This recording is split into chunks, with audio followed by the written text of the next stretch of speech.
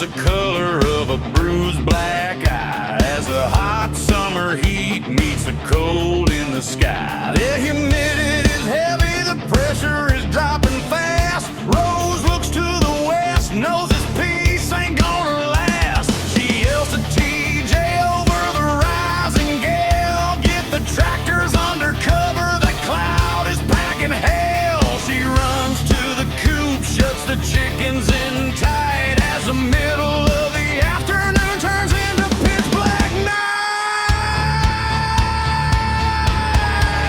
And the thunder cracks like a split leather whip. We're holding on to hope with a white knuckle grip. Just Rose, a cowgirl, and TJ, her cowboy man, fighting like hell for this piece of land. Let the rain wash the dust, let the lightning strike down. There ain't a storm alive that can chase us to town.